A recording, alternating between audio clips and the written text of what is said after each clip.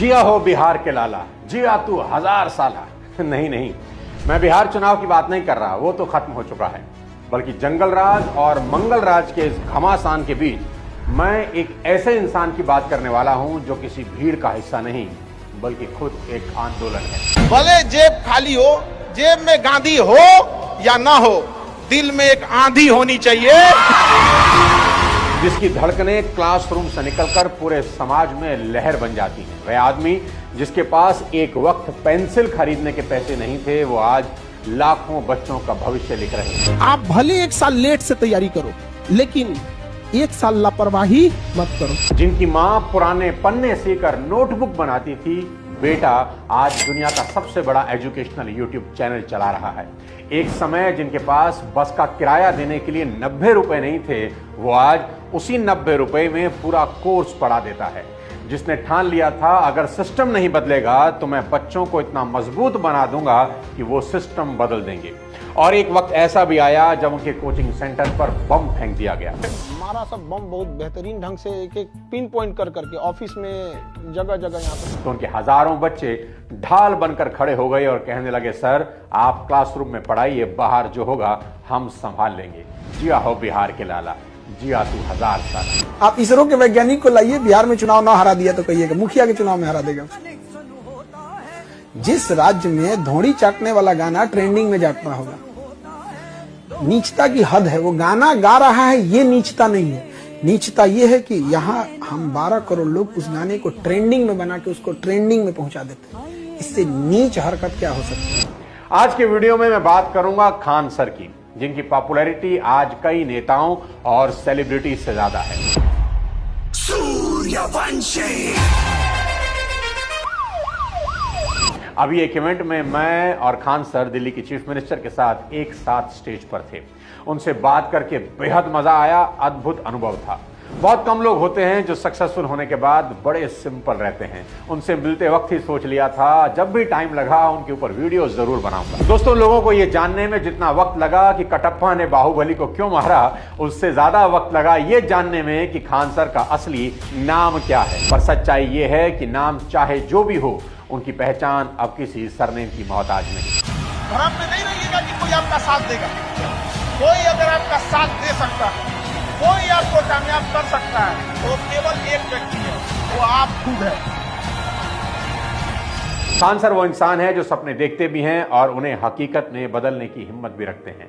उनका सपना था कि एजुकेशन का हक सिर्फ अमीरों तक सीमित ना रहे। रिक्शे वाले का बेटा, चाय वाले की बेटी, सिक्योरिटी गार्ड या किसी ड्राइवर का बच्चा, उसे भी वही मौका मिले जो किसी बड़े स्कूल में पढ़ने वाले को मिलता है।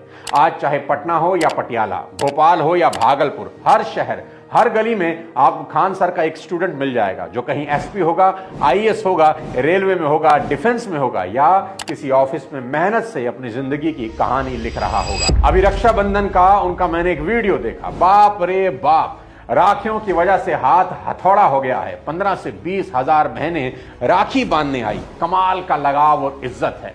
और जब हाल में उन्होंने अपनी शादी पर अपने स्टूडेंट्स के लिए महाभोज रखा तो इतनी भीड़ आई कि किसी नेता की रैली भी छोटी लग जाए। 70,000 स्टूडेंट अपने सर का आशीर्वाद लेने पहुंचे। लाइन जो था यहाँ पीएमसीएच से लेके एनआईटी तक लगा हुआ था। एजुकेशन किसी भी इंसान को आसमान तक पहुंचा सकती है। खान सर इसका जीता जागता उदाहरण है। कपिल शर्मा के शो से लेकर कौन बनेगा करोड़पति में अमिताभ बच्चन के सामने वो बैठ चुके हैं।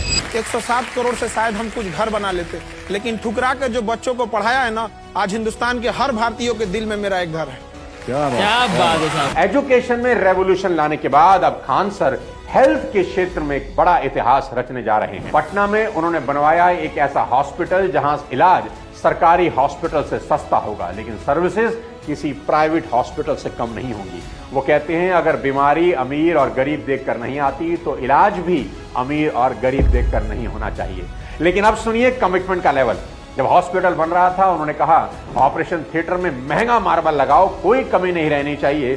काम हुआ, सब कुछ चमक उठा। लेकिन जब हेल्थ एक्सपर्ट आए उन्होंने कहा सर ये मार्बल इन्फेक्शन फैला सकता है, गलत टाइल लग गई। कोई और होता तो कहता यार इतना पैसा लग गया है, क्या फर्क पड़ता है। लेकिन खान सर ने एक सेकंड नहीं सोचा, उन्होंने वहीं खड़े खड़े कहा पूरा फ्लोर तोड़ दो और वही टाइल लगाओ जो डॉक्टर कह रहा है। क्योंकि उनके लिए लग्जरी नहीं, लाइफ मैटर करती है। उनके लिए नेम नहीं, नेशन मैटर करता है। इस हॉस्पिटल में डायलिसिस, कैंसर ट्रीटमेंट से लेकर ब्लड बैंक और मॉडर्न ऑपरेशन थिएटर तक सभी फैसिलिटीज होंगी, लेकिन फीस बेहद मामूली रखी गई है। मतलब जो फिलॉसफी उन्होंने एजुकेशन सिस्टम में फॉलो की, वही हेल्थ सेक्टर में करेंगे, यानी अफोर्डेबल। आखिर क्या है वो सोच जो एक आम इंसान को इतना महान बना देती है कि करोड़ों लोग उसे अपना गुरु या अपने परिवार का हिस्सा मानने लगते हैं? उनकी इस इंस्पिरेशन जर्नी के लिए थोड़ा फ्लैशबैक में आपको ले जाना चाहूंगा। अपने बचपन के बारे में खान सर मजाक में कहते हैं कि मैंने गरीबी को उतने पास से देखा है जितने पास से लोगों ने अपनी पत्नी को भी नहीं देखा होता। 17 साल की उम्र में खान सर ने वेल्डिंग सीखी और लोहे का काम करते थे। साथ में एक बच्चे को होम ट्यूशन पढ़ाते थे। जिस बच्चे को वो पढ़ाते थे वो पढ़ने में बेहद भोंदू यानी बिलो एवरेज था, लेकिन जब वो क्लास में टॉप कर गया तो उस दिन वो फैजल खान से खान सर बन गए। खान सर की यूएसपी है उनका अनोखा पढ़ाने का अंदाज। वो खुद कहते हैं, मेरा पढ़ाया हुआ बच्चा भूलना भी चाहे तो भूल नहीं सकता। लड़का हमसे पूछता है, सर इतनी भीड़ है आपके पास, तो कहते सर डाउट कैसे पूछेंगे? हम कह रहे यार तुम्हारा डाउट बचेगा तब ना पूछेगा तुम डाउट यहाँ पे। और जो भी उनकी क्लास में बैठ चुका है या उनके वीडियो देख चुका है वो जानता है कि ये घमंड नहीं, हकीकत है। वो वर्ल्ड वॉर को ऐसे समझाते हैं जैसे सामने रणभूमि सजी हो। फ्रीडम स्ट्रगल की कहानी ऐसे सुनाते हैं जैसे खुद भगत सिंह क्लास में मौजूद हो। यूक्रेन, रशिया या इजराइल, फिलिस्तीन जैसे जटिल मुद्दों को वो अपने देसी अंदाज में ठेठ भाषा में यूं खोलते हैं कि सुनने वाला हंसते हंसते सोचने पर मजबूर हो जाता है। उनके शब्द दिमाग में नहीं, दिल में उतरते हैं, क्योंकि वो सिखाते नहीं, जगा देते हैं। यही वजह है कि खान सर का हर पाठ याद रहता नहीं, असर छोड़ जाता है। उनके क्लास में घंटी से ज्यादा तालियां बजती हैं। बच्चे हंसते हंसते सीखते हैं। कोई टॉपिक कितना भी भारी क्यों ना हो, बीच में कोई लोकल एग्जाम्पल या मजाक डालकर वो माहौल को हल्का कर देते हैं। तो प्रकाश नहीं जाएगा तो धुंधला दिखेगा और ऊपर वाला भाग साफ दिखेगा। इसी को कहते हैं चांद में भी दाग है, अरे ससुरा गाढ़ा है। वो इतिहास को केवल तारीखों में नहीं बांधते, बल्कि उसे घटनाओं के सिलसिले के रूप में पिरो देते हैं। 1857 की क्रांति समझाते हुए वो कहते हैं कि अगर उस वक्त मोबाइल होता तो सबसे पहले ब्रेकिंग न्यूज देता कौन? उनकी बोली में किताबों की पॉलिश नहीं, मिट्टी की महक है। शायद यही वजह है कि जो बातें दिल्ली या मुंबई के क्लासरूम में कॉम्प्लेक्स लगती हैं, पटना के इस मास्टर के मुंह से आसान हो जाती हैं। कहते हैं हर अच्छे टीचर के पास एक स्टाइल होता है, लेकिन खान सर के पास एक कनेक्ट है। वो दिमाग नहीं भरते, सोच खोल देते हैं। और शायद यही वजह है कि उनके पढ़ाए बच्चे सिर्फ पास नहीं होते, बदल जाते। जब वो महात्मा गांधी की बात करते हैं तो आज की जनरेशन की आंखें खुल जाती हैं। वो कहते हैं कि आज का जो जेनजी है ना, जिसे ना तो फ्रीडम स्ट्रगल का पता है ना गांधी की तपस्या का कोई मोल, वो बस इतना जानता है कि 2 अक्टूबर को छुट्टी होती है और फिर वही जेनजी गांधी को गाली देता है। खान सर का तर्क बिल्कुल साफ है कि गोडसे को गलत सुपारी मिली थी, उसे गांधी को नहीं जिन्ना को मारना चाहिए था। नाथूराम गोडसे, हमको लगता है इसलिए किसी ने गलत सुपारी दे दी थी, फोटो दिखाने में गलत कर दिया, मारना है इसको मार दिया उसको जाके। भाई मारना था तो जिन्ना को मार देते यार। उनकी नजर में गांधी वो व्यक्ति थे जिन्होंने बिना तलवार, बिना सेना, सिर्फ सत्य और अहिंसा से ब्रिटिश साम्राज्य की नींव हिला दी। उन्होंने भारत को आजादी ही नहीं दी, बल्कि इंसानियत का सबसे बड़ा पाठ भी सिखाया। लोग भले गाली देते हैं, जिसकी औकात अपने गांव के मुखिया से लड़ने की नहीं है, जिसकी औकात एक विधायक से लड़ने की नहीं है, वो उस गांधी पे आवाज उठाता है जो गुलाम देश में इंग्लैंड की महारानी से लड़ा था। कि बदलाव बंदूक से नहीं, विचार से आता है। खान सर ऐसे पढ़ाते हैं जहां इतिहास रटने की चीज नहीं, समझने का जरिया बन जाता है। अपने शिक्षा के आंदोलन के लिए खान सर ने एक ऐसे राज्य को चुना जिसकी कहानी बेहद दर्दनाक है। कभी ज्ञान की धरती कहलाने वाला बिहार आज गरीबी और पलायन की पहचान बन गया। सदियों से यहां बुद्ध पैदा हुए, चाणक्य ने नीति लिखी, लेकिन हालात ऐसे बने कि बिहारी शब्द एक मजाक, एक गाली बनकर रह गया।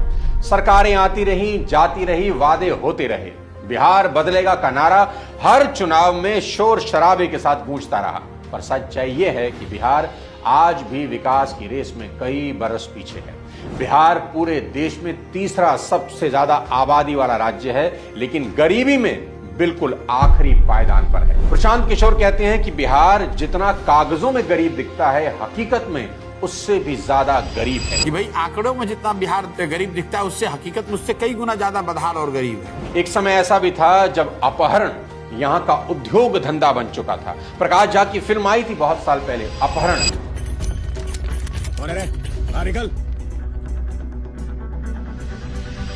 और वो कोई कल्पना नहीं थी, वो बिहार की सच्चाई बयां कर रही थी। यहां नौकरियों से ज्यादा चर्चा फिरौती की होती थी। आज भी लोग बिहार छोड़ रहे हैं क्योंकि अपॉर्चुनिटीज बेहद कम है।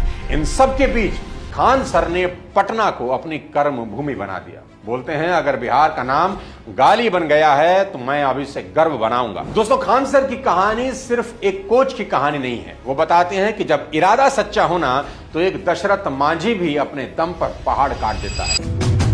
खान सर उस साइलेंट रेवोल्यूशन का हिस्सा हैं जो ना टीवी डिबेट में दिखता है, ना रैलियों में सुनाई देता है, लेकिन हर उस बच्चे के दिल में चल रहा है जो किसी कोचिंग क्लास या ऑनलाइन क्लास में बैठकर अपनी जिंदगी का इम्तिहान दे रहा है। खान सर ने साबित किया कि विकास सिर्फ बजट या पॉलिसी से नहीं होता, सोच से होता है। कि अगर सिस्टम तुम्हारे बच्चों के लिए नहीं बदलेगा तो तुम्हारे बच्चे ही सिस्टम बदल सकते हैं।